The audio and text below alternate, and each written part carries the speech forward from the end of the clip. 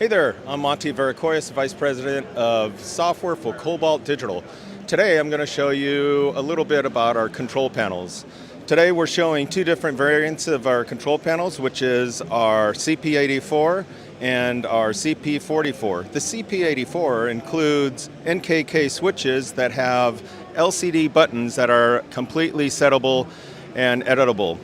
The CP-44 is a single rack unit, high unit, that has the ability to do the exact same thing as the CP-84, but it has its own overlay labels.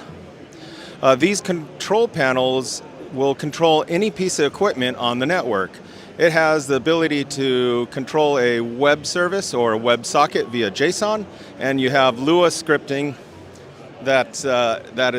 you're able to edit the Lua scripts and have your own control for your product. Can you give them a website to look for? Yeah, if you're interested in our Cobalt products, we're at cobaltdigital.com, and please visit our website because we have all kinds of products.